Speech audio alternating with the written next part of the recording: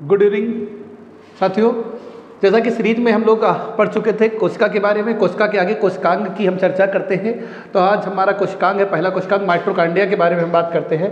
तो माइटोकॉन्ड्रिया क्या होती है, जिसकी माइटोकॉन्ड्रिया लगभग सभी कोशिकांगों में पाई जाती है, कुछ लेकिन जैसे बैक्टीरिया, वायरस यानी प्रोकैरियोटिक सेल्स में नहीं पाई जाती। यूकैरियोटिक सेल्स में लगभग सभी जीवों में पाई जाती है।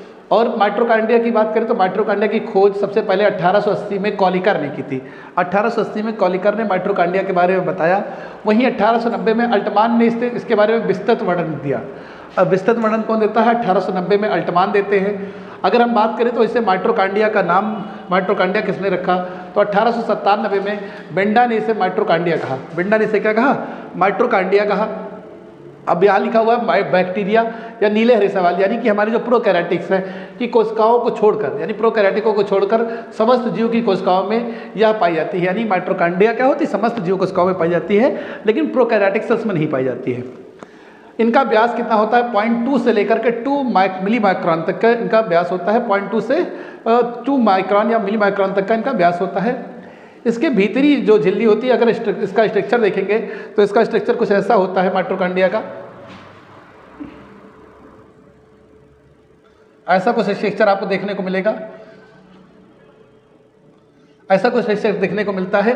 तो ये जो इसकी आंतरिक झिल्ली होती है, इस यही लिखा है इसके भीतरी झिल्ली।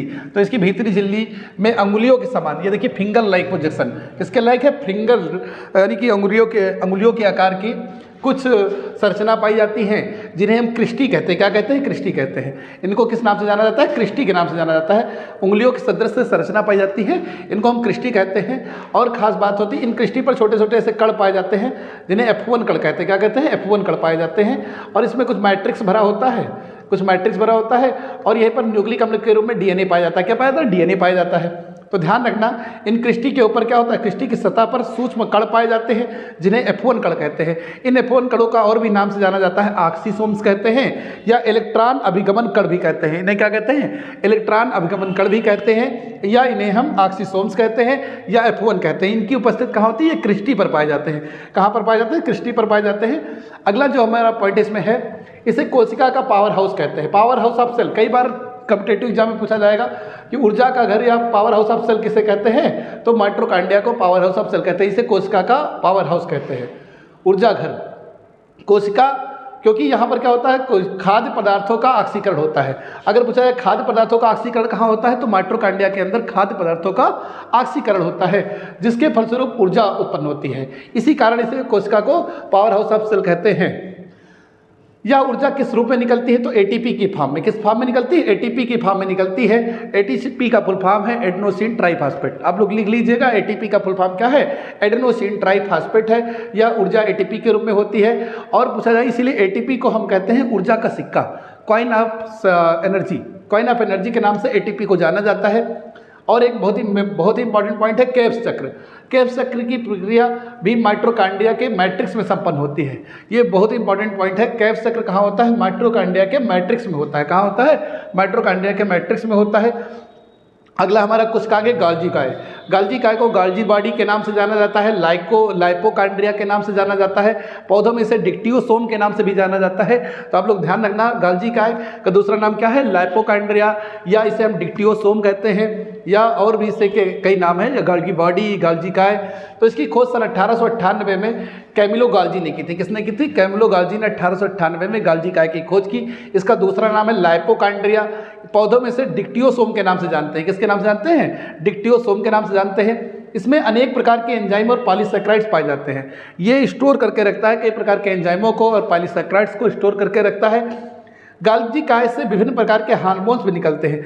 आपको पता है एंजाइम से हार्मोन्स में कन्वर्ट हो जाते हैं बाद में, तो उससे से कई प्रकार के हार्मोन्स निकलते हैं। अगला हम देखते हैं, अगला पॉइंट हमारा है, तीसरा है हमारा अंतःप्रद्रव्य जालिका। तीसरा हमारा कोशिकांग है अंतःप्रद्रव्य जालिका।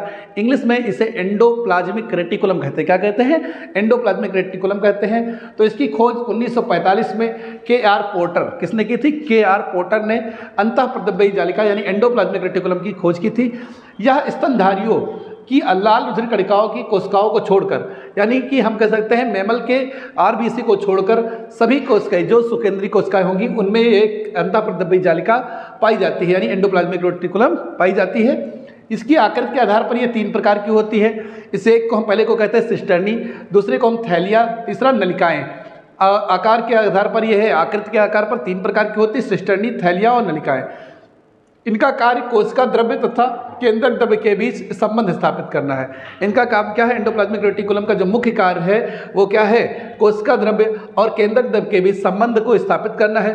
वही हम बात करें राइबोसोम्स की उपस्थिति के आधार पर, आपको हम बता दें अंतःप्रद्रव्य जालिका पर राइबोसोम्स पाए जाते हैं। राइबोसोम की उपस्थिति के आधार पर एंडोप्लाज्मिक रेटिकुलम यानी अंतःप्रद्रव्य जालिका 2 प्रकार की होती है। पहली होती है हमारी सपाट अंतःप्रद्रव्य जालिका। सपाट यानी इसको इंग्लिश में कहते हैं स्मूथ एंडोप्लाज्मिक रेटिकुलम। इन पर राइबोसोम्स नहीं पाए जाते। क्या होता है? इन पर राइबोसोम्स नहीं पाए जाते। दूसरा होता है कणिकामय अंतःप्रद्रव्य जालिका। इन पर राइबोसोम्स पाए जाते हैं। इन्हें इंग्लिश में ग्रेन्यूल्स एंडोप्लाज्मिक रेटिकुलम कहते हैं या रफ एंडोप्लाज्मिक रेटिकुलम के नाम से भी जानते हैं। तो याद रखना, इन पर राइबोसोम्स पाए जाते हैं। राइबोसोम्स का मुख्य कार्य होता है प्रोटीन का संश्लेषण करना। इसे प्रोटीन की फैक्ट्री के नाम से भी जाना जाता है राइबोसोम्स को। तो एंडोप्लाज्मिक रेटिकुलम के प्रमुख कार्य क्या है? तो इसका प्रमुख कार्य कोशिका में कंकाल की भांति कार्य करती है। जिस प्रकार हमारे शरीर में कंकाल हड्डियां निर्माण करती है, कंकाल तंत्र क्या होता है? हड्डियां होती है। उसी प्रकार कोशिका के अंदर कंकाल की भांति कौन कार्य करता है? एंडोप्लाज्मिक रेटिकुलम, अंतःप्रद्रव्य जालिका। कणिकामय ईपीआर जो अगर आपका होता है एंडोप्लाज्मिक रेटिकुलम, जो कणिकामय एंडोप्लाज्मिक रेटिकुलम है वो क्या करती है? प्रोटीन का संश्लेषण करती है। आपको हमने अभी बताया कणिकामय पर राइबोसोम्स पाया जाएगा और राइबोसोम्स ही क्या करता है? प्रोटीन संश्लेषण का कार्य करता है। अगर वही सपाट राइबोसोम ईपीआर की बात करें एंडोप्लाज्मिक रेटिकुलम, तो इसमें ग्लाइकोजन का संग्रहण करना, इसका कार्य क्या होता है? ग्लाइकोजन का संग्रहण करना होता है। तो आज के वीडियो में बस इतना ही। अगले वीडियो में पढ़ेंगे राइबोसोम्स के बारे में। Thank you class.